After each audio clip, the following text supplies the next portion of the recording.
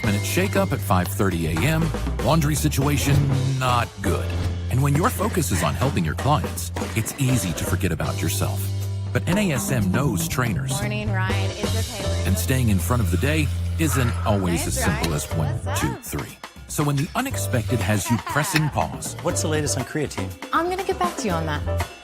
let NASM1 help you press play. Visit NASM.org to sign up for a membership today.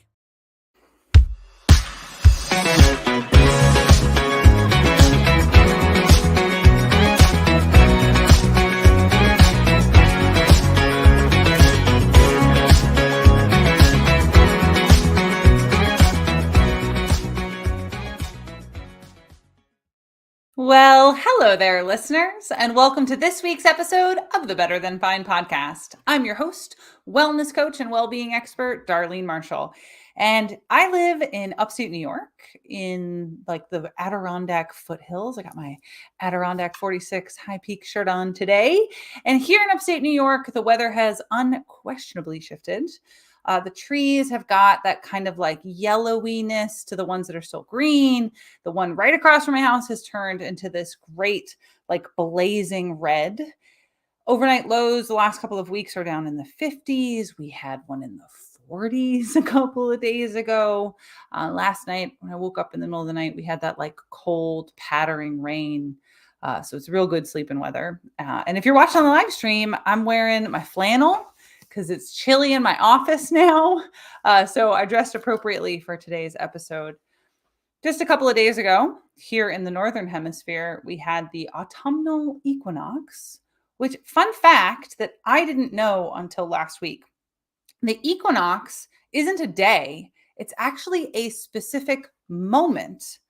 So you probably already know, quick astronomy lesson. Astrology is something else. Astronomy lesson, quick astronomy lesson. The Earth is tilted on an axis and it goes around the sun. And when it is the summer here in the Northern Hemisphere, here in upstate New York, it is because the Northern Hemisphere, the North Pole, is pointed closer to the sun. And then, of course, when it's winter here and it's summer in the Southern Hemisphere, the South Pole is pointed closer to the sun on that side. But there's a moment on the pass by, as though that axis is shifting, that the equator is closest to the sun. And that particular day we call the equinox, but there is actually a specific minute, a specific moment as that transition happens. This year, it happened on Sunday, September 22nd at 8:44 Eastern Time. And that was the official start of fall in the Northern Hemisphere.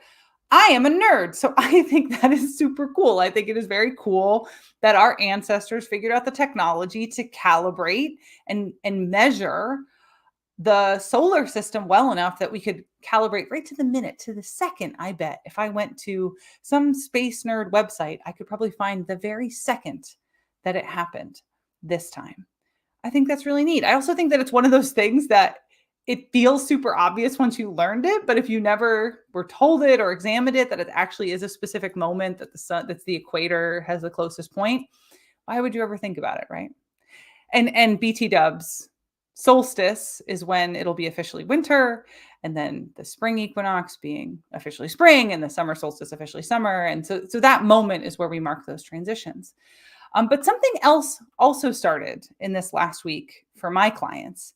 And if you've been a fan of the show for a while, you know that I often will do an episode if a particular theme is coming up with my clients. And that's because if it's happening to them, it's probably happening to regular listeners of this show. And that's that some of my clients started to talk about their seasonal affective disorder. And I'm just going to throw this out there. At least one point in this episode, I'm going to mispronounce it and say it's seasonal affectiveness disorder because I just have it programmed wrong in my brain container. I do think it's funny. Like I'm probably seasonally more effective in the summer. So maybe I have a touch of seasonal effectiveness, but it's actually called seasonal affective disorder. It's one of the things that we call SAD. The other one being the standard American diet. And my clients started bringing up their seasonal affective disorder. And because if they're working with me, it means they're working on their wellness, their well-being, how they take care of themselves, and how they structure their lifestyle. They brought it up because they wanted to know if there's anything more they could be doing in their lifestyle that would be helpful for them.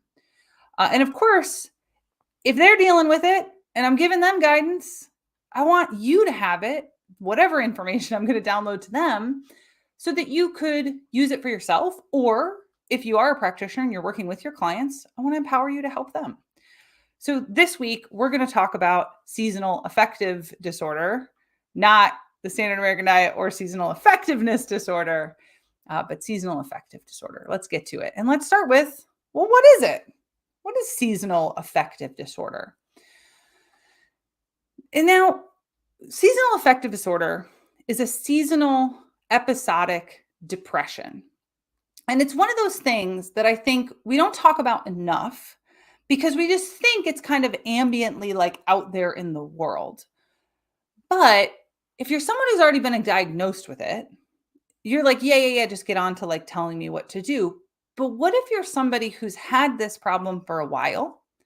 You've had it long enough that you think like, oh, this is just how I am, or you think that everyone is kind of like this. And if you've listened to the show long enough to hear me talk about having Ehlers-Danlos syndrome, I was diagnosed with hypermobility Ehlers-Danlos syndrome back when I was 23 years old.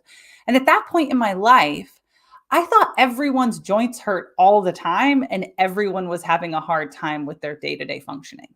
Right? It had been happening for me my whole life. And I just took it for granted that like, oh, everybody is just constantly coping with agony. Keep it moving. And so I'm going to share not just the definition, but the symptoms and the spectrum of feelings that are attributed to seasonal affective disorder. Because if you're someone that's experiencing these things, I want you to know that there are resources for you. And I also want to throw out this caveat. I am not a therapist. I am not a physician. I'm not a doctor. I'm not a clinician. It's not my job to diagnose medical conditions or give medical advice. So as I'm unpacking this, if it sounds like you and it's a little too close for comfort, the deal is I need you to get some help. Right? Go talk to your doctor. Go talk to your therapist to figure out if you need something more aggressive in terms of intervention than what we're going to talk about in today's episode. Because today's episode, we're not going to talk about medical intervention. We're going to talk about lifestyle and how you can use lifestyle to help curb like a little bit of seasonal affective disorder, or you could use it in complement with your medical clinical treatment to make it more effective. That's our deal. Okay? Deal? Keep it moving. Great. So SAD, seasonal affective disorder, is an episodic depression that most often happens in fall or in winter. Now, there is a form of seasonal affective disorder that is spring-summer that instead of being associated with depression is more around anxiety and mania and being like too up, but it's pretty rare and it's probably not what people are dealing with right now. So we're going to focus on seasonal affective disorder fall-winter because it's the most common. And it's the one that's probably relevant because most of our listeners are in the Northern Hemisphere. And to our Southern Hemisphere listeners, enjoy the onset of summer, my friends. I'm sure it's lovely there. It affects women more commonly than men. And it's also more and more common as you get older. So young men being the least affected population, which is not to say that young men don't get it. It's just the smallest percentage. Older women being the most affected population. And then you get a nice broad smattering and spectrum in between. And of course, there's always outliers, right? Not everything applies to everyone all the time. Now, what I thought was very interesting while I was doing the research for this episode is that the Mayo Clinic, Johns Hopkins Medical, National Institute of Health, like Harvard Medical, every website I was referencing as a source for today's episode all said that it may be, and I'm making danger quotes here for anybody who's listening to the recording, it might be due to shorter days, less sunlight, lower vitamin D. Now, I think one of the things that's interesting about this is that none of these websites are saying it is definitely those causes because we don't have a verifiable, meaning scientifically provable cause of seasonal affective disorder. Now, my personal theory about why that is it's probably a lot of different things contribute. And so the mechanism of action is different things for different people, right? For some people, like, I know my grandmother is very affected by the cold. So maybe for her, it's not about vitamin D. It's just about she's colder and it makes her uncomfortable. Whereas other people, it's shifts in weather. If you live in the Pacific Northwest and suddenly it's dark, right? All day long, all gray days, all the time. So you might have different mechanisms of action for different people. But we don't say that something is like a scientifically verifiable fact and true until we can prove it. Otherwise, we say it's a correlation. So it might be these things. And that's why there's not one solution to seasonal affective disorder. There's different things that help different people. And we're going to dig into those mechanisms a little bit as we move through the episode. You're listening to the Better Than Fine podcast. I'm your host, Darlene Marshall, and today we're going to talk about seasonal affective disorder and how we cope with it. What are the lifestyle choices that we could be making that help us deal with having seasonal affective disorder for anybody that might have it? So let's talk about symptoms. Let's talk about signs. The symptoms are a combination of motivation, energy, and mood. So generally, I feel low energy, right? You got like a hard time getting out of bed in the morning. You don't feel any good. It's lethargy. And that's coupled with low motivation. Like you don't really want to do anything. You don't really want to go anywhere. And you're kind of grumpy, right? So the mood becomes depressed and down and blah. And a lot of people would kind of label that as like winter blues. Yeah, you just kind of got a case of the sads. It also couples with sleeping during the day, lower sense of like vitality and energy, and a diminished sex drive. Bummer all around. Now that's the general symptom cluster, but you can end up with more extreme, more present, more intense seasonal affective disorder, right? Because it's not, I almost said effectiveness, because it's not one thing. And whereas someone might have it kind of mild, someone else might have a more intense case. And that's going to be feelings of not just depression, but that depression could be coupled with anxiety, right? Like a bit of dread. And that could also be coupled with hopelessness, malaise, intense feelings of guilt. Like, oh, there's something wrong with me that I feel this way. And it's getting more and more negative and more intense. And that all gets coupled with social withdrawal, right? I don't feel good. I don't have energy. I feel bad about feeling bad. And now I don't want to see people. Leave me alone. You get brain fog. You get trouble remembering things, compromised cognition, headaches. And some people also get this intense comfort eating carb craving that couples with binging. And so we've got lower activity, we've got lower mood, we've got low motivation, we don't feel good, we don't want to go anywhere, and eating a bunch of carbs, typically it couples with weight gain. And I always like to say, when I talk about weight gain on this show, that weight in itself is not something that we should be promoting shame about for ourselves or for practitioners, but it's worth mentioning because for many conditions, many adverse human experiences, they result in weight gain. And so weight gain can be a symptom of other things that are going on, right? Like weight gain is a symptom of metabolic dysfunction. Weight gain can be a symptom of polycystic ovary syndrome, PCOS. Weight gain can be a symptom of seasonal affective disorder, especially in the more extreme end of things. So you want to be aware, weight gain is often a symptom of depression because if you're comfort eating and you're sleeping all the time, your weight's going to go up. It's not anyone's fault. It's not that there's anything wrong with them as a person. They don't have lower value, but we want to note that that's a thing that happens. So if I'm being honest about this cluster of things, I'm of a few minds.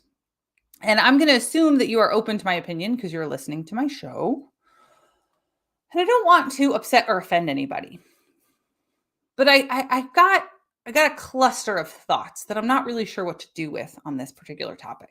Because on the one hand, I do think that it is natural for all mammals, including human beings, to have periods of lower activity and rest. And it makes sense to me from an evolutionary perspective that if it is cold and snowy and the days are shorter, that we would naturally do less stuff, right? Because you're going to have food scarcity, it's going to take a lot more resources to go out and do stuff. So we're going to have a natural suppression of the urge to like go out and frolic.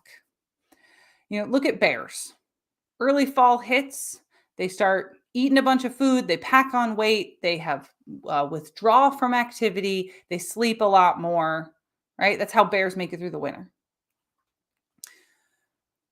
But on the other hand, on the flip side, like so many things in life, this is a spectrum. It is a cluster of things that have lots of different variables involved. And there's a big difference between like, it's cozy season. I've got my flannels on and so do you. Yay. Let's have some pumpkin everything. I think there's a big difference between that and someone who can't get out of bed every morning and they are just angry at everyone who loves them and they don't know why, and they're snapping and they're miserable, and they're eating a lot and they're crying a lot and they're just really uncomfortable and unhappy. Right? That person shouldn't have to suffer without help for their symptoms. And they shouldn't necessarily be compared in a synonym about bears, right? Calling myself out on that. Like that person deserves help. And seasonal affective disorder is a mental health problem. And we should treat it like we would any other mental health problem, any other medical problem, with compassion and kindness and care and support and resources. You're listening to the Better Than Fine podcast. I am your host, Darlene Marshall, and we are talking about coping with seasonal affective disorder. Because if my clients are going through it, and actually Eric asked me before we started today, he's like, hey, are you grumpy today because you've got seasonal affective? And I was like, well, it is cold and raining here today. So maybe, not going to say I don't. It's come up in the past. But there are certain things that I do in the winter to keep myself high energy and high motivation, because it does get real cold here. I'm not going to lie. Personally, I have watched a lot of the show Alone. I don't know if you're a fan of the show. Maybe you've seen it. About 12 seasons. There's a couple of spinoffs, but for most of them, it's 10 people who claim to be professional survivalists. Not too many spoilers, but if you watch the show, you'll find that maybe some of them haven't earned the title. They don't tend to survive very long. But of the 10 people dropped in the wilderness completely alone, recording themselves, the one that survives the longest without giving up wins or getting pulled for medical reasons. They win a cash prize. And they're always dropped in a harsh environment, but most seasons they are dropped into the far northern reaches of North America, up by the Arctic Circle. I think there's even a few episodes where they are inside the Arctic Circle. And they're dropped at a time of year where it's late summer, just before the onset of fall in that area, so that there's not a whole lot of time for them to like build shelter, find sources of food, cache resources. And that's by design. It makes for really great television. I love Alone, and I could do an entire episode just talking about Alone. I would be about it. Lots of people tap out. They drop out of the show long before the snow hits. And typically there's like 3, maybe 4 people still in it when the snow starts to fly. But when that snow starts to fly, there is a palpable shift in the people who are still in the show. It's kind of wild to watch. The days are super duper short. They talk about how much they are sleeping, how hard it is to motivate themselves, not having a whole lot of energy. And that can be attributed to all kinds of things, right? It could be attributed to the low calories, the lack of stimulation. But I think what's really interesting about this, if you are a coach or you are a person who has someone with seasonal affective disorder in your life, but you don't experience it personally, it might be interesting for you to go watch just a few late season episodes of this show. I mean, I personally think everybody should just go watch the show. It is wild, the skill that some of these people have. But for the purposes of this episode, just go watch a couple of episodes toward the end of any of the seasons where they're up near the Arctic Circle. and watch what happens to the mindset and the energy and the mood of these extraordinarily resilient people. Because here are people who choose to leave their families, leave their lives, go out into the wilderness with only a small collection of items. They are that kind of confident, that kind of resilient. And still, at a certain threshold of cold and lack of light exposure and lack of stimulation and lack of socialization, they experience signs of depression. And it becomes very obvious watching them. I think that that's really important for us to recognize that it is a combination of nature and nurture, that you can be an extraordinarily resilient person and still have the right conditions, you would experience these symptoms too. Now, there's some other symptoms that I think are also really important. And a big, big one is called, the clinical term for it is anhedonia. I'm going to break down the root word there. So hedonic is happiness through pleasure. Right? If you've heard me talk about the hedonic treadmill on the show before, hedonism is the same root word, right? Hedonic, pleasure. The prefix an, means the absence of. So anhedonia is the absence of the ability to feel pleasure. And it's the when things that once felt really good to you, you don't actually feel the pleasure anymore. So you're doing something you love or you think that you love, but you can't feel it as an emotional experience. And that is one of the big signs of a depressive episode. So if you consider that depression is passivity, feelings of helplessness, low energy, low activation, low mood, think about what's underneath that from a biological perspective, right? What drives motivation? What drives energy and mood? It's interest. It's the hormones of pleasure and curiosity and drive, which are serotonin, dopamine, and endorphins. Anhedonia is when you're either not making enough of those hormones at the same volume, or you're not as sensitive to them for some reason. So something's shifted where you either don't have them on board or you can't feel them in the way that you once did. So what's very interesting about this, when we think about what's the common things that we say about seasonal affective disorder, okay, get a happy light and take some vitamin D, right? That's like what most people are like, oh, just get a happy light, take some vitamin D. Well, what's up with that? Let's talk about why that matters. Vitamin D is a foundational molecule in the production of serotonin. It's a foundational molecule in a whole bunch of stuff, metabolism, other hormones, but we're just going to focus on serotonin for just a second. Serotonin is the happy hormone, is what people will typically call them. So happy hormone, serotonin, it allows us to feel happiness. It's literally what lets us feel pleasure. But when we look at what vitamin D is, vitamin D isn't actually a vitamin. That is a misnomer. Vitamin D is a hormone. It is a hormone that your body produces in response to UVB light. If you listened to the episode on sunscreen a couple of months ago, we go on a whole tangent about vitamin D because you've got people out there on the interwebs saying that if you wear sunscreen, you don't produce enough vitamin D. And the science says that is not true because you actually don't need that much UV light exposure in order to make enough vitamin D. But the problem is it starts to get chilly. The days get shorter. Maybe you're commuting to work before the sun is up. And then by the time you leave work, the sun is setting or it's cloudy. Or like me, you're all bundled up in your cozies and you just don't get enough light exposure onto your skin. So all of those compound together and then vitamin D levels drop. And then we can't make enough serotonin. Let's take that another step further. Same underlying reason, but sun exposure also regulates your circadian cycle, right? And remember, circadian rhythm isn't just sleep, it's all of the functions of the body.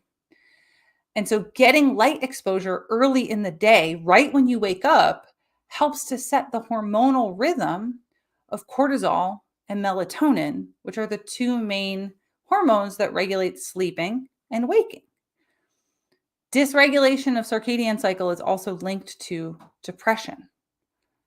So outside of medication and therapy, right? Because we said that this is not clinical. I am not a doctor. You're going to go talk to yours. But outside of that, we want to look at if this is describing and messing with your life, outside of medication and therapy, what are the lifestyle levers that you could be pulling that would help regulate circadian cycle, increase serotonin, dopamine, and endorphin production, and or increase serotonin, dopamine, endorphin sensitivity? Because those are the mechanisms underneath that all trickle upstream and then result in this cluster of symptoms that we call seasonal affective. You're listening to Better and Fine Podcast. I'm your host, Darlene Marshall, and we're talking about how do we cope with seasonal affective disorder with lifestyle, with the caveat that you should go talk to a doctor if you need help. That's our deal. Okay. So let's talk about things that help with vitamin D production and circadian rhythm and lifestyle practices that up the sensitivity to your happiness hormones. That's the mission underneath all the others. So you could take a vitamin D supplement, and there are studies that show that some people with seasonal affective disorder taking a vitamin D supplement do begin to feel better. And that's under the assumption that it is vitamin D production, like that your vitamin D production is low. That is a thing that you could do. You could also try to get more sun onto your face and chest and arms, right? Because it doesn't take a whole lot of UVB in order to make more vitamin D, but that's not going to work for everyone all the time, right? It's raining today and it's like 50 degrees out, raining. I don't want to go stand outside with my shirt off. That sounds awful. So it's not going to work all the time. Earlier, I mentioned happy lights, which are bright white full spectrum lights that you sit in front of to stimulate your eyes. That doesn't necessarily stimulate vitamin D.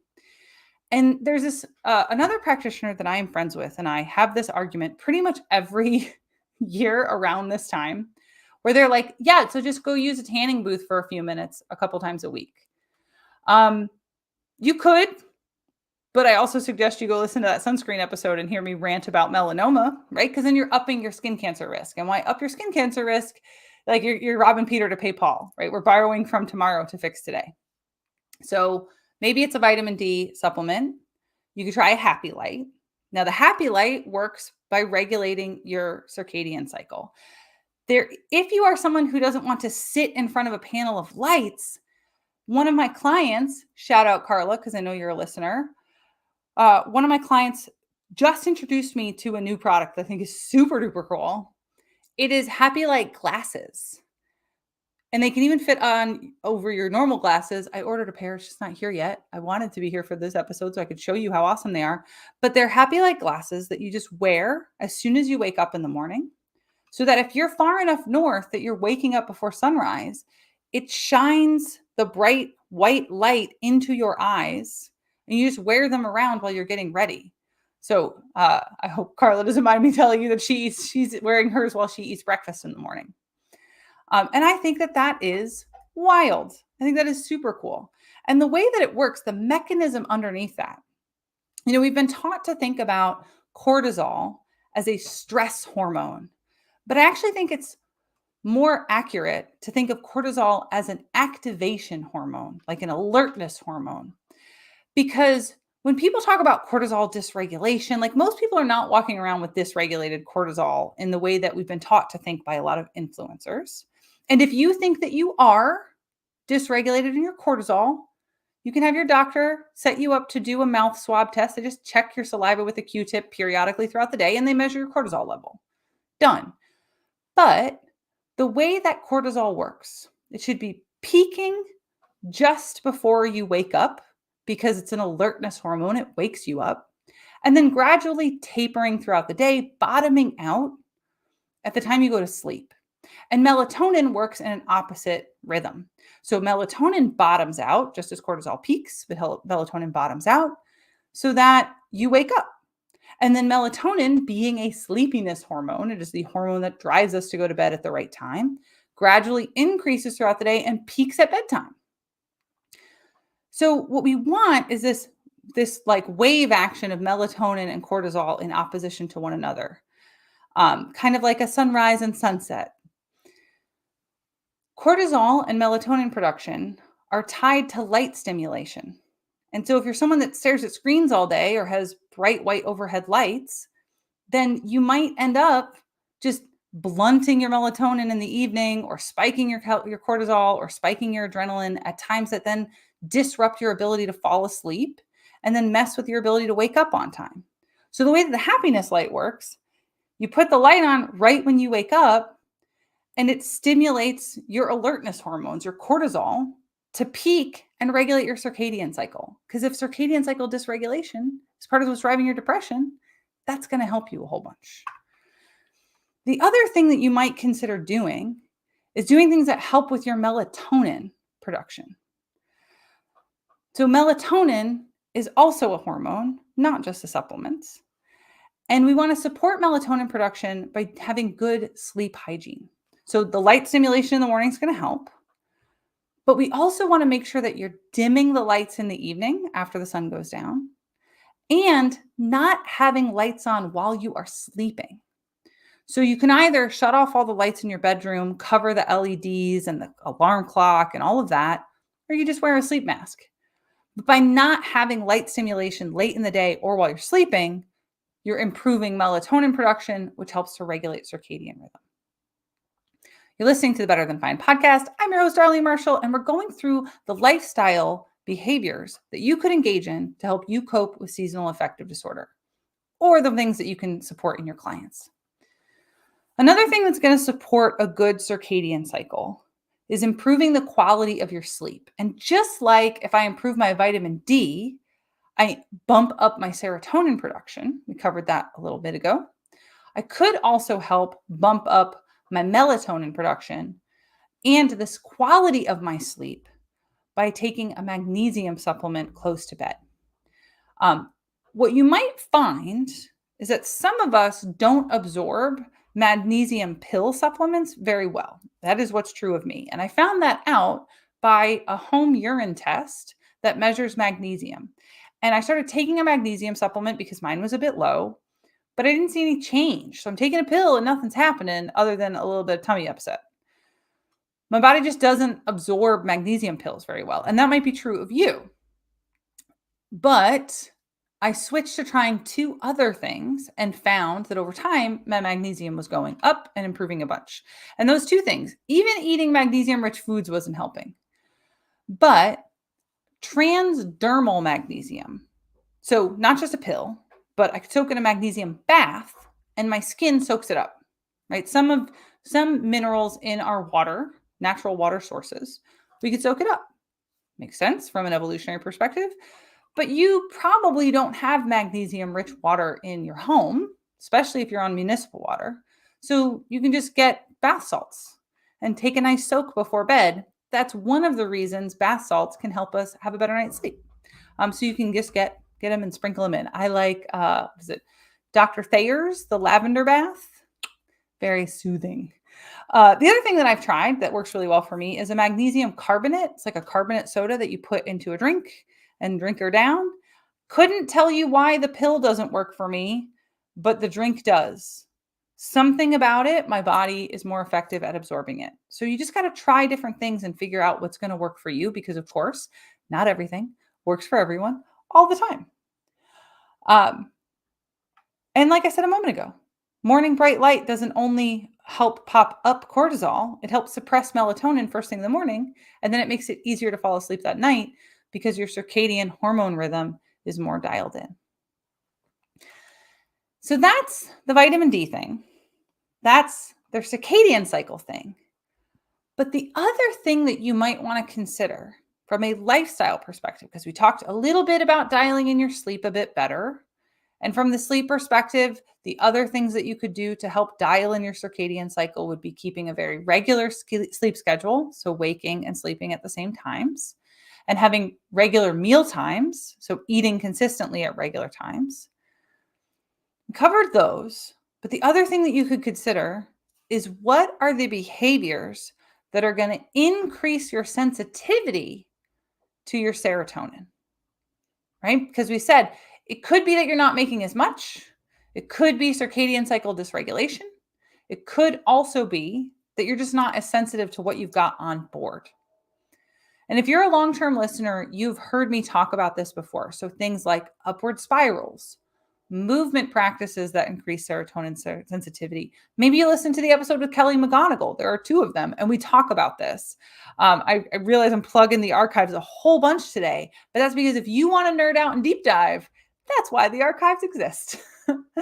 But you can increase serotonin sensitivity, your literal sensitivity to the serotonin that your body makes through movement. I think this is wild.